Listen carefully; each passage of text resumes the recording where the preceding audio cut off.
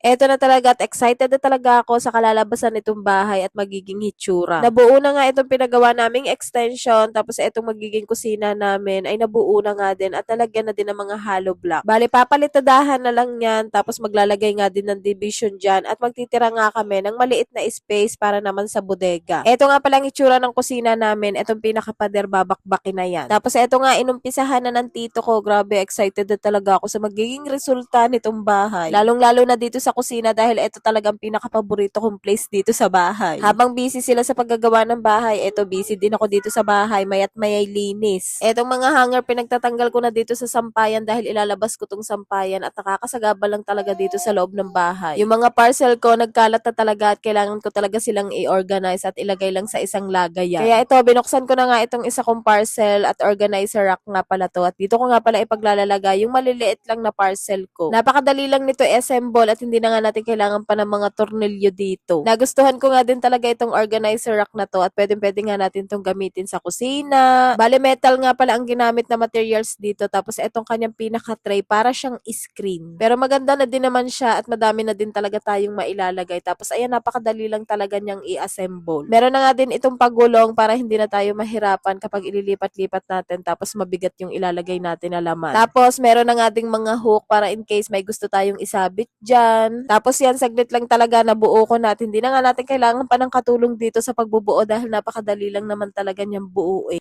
Tapos yan, pinaglalagay ko na nga itong ibang parcel para nga hindi na sila pakalat-kalat. At dahil nagpapadagdag nga kami ng kwarto, naisipan ko nga na bumili ng artificial plant para yung isa doon ko ilalagay sa kwarto tapos yung isa naman ilalagay ko sa sala. Ang ganda nga nitong nabili kong artificial plant, talaga namang nakakaaliwalas to ng bahay. Tapos hindi na natin kailangan pang diligan, hindi naman yan malalanta dahil hindi naman yan totoong halaman. Hindi talaga ako nagkamali sa pagbili nito, talaga namang nagustuhan ko siya. Tingnan nyo naman kung gaano kaganda yan, hindi mo nga aakalain na fake plants lang yan kung hindi mo talaga hahawakan. Tapos eto nga, balik na tayo dito sa ginagawa sa bahay at nabakbak na nga itong dating pader ng kusina. Noong nagpintura kami dito sa bahay, ang dami talaga nagsuggest na pinturahan nga din itong kusina. Pero hindi na nga namin pininturahan dahil balak talaga namin tong ipaayos. Nagpalagay na nga din kami ng bintana para mas lalong maaliwalas ang pagluluto ko, lalo na kapag nagpiprito ako ng mga isda dahil dati talaga nako, amoy na amoy talaga dito sa loob lalo na't kulob na kulob ang bahay. Sobrang kalat talaga kapag nagpapagawa ng bahay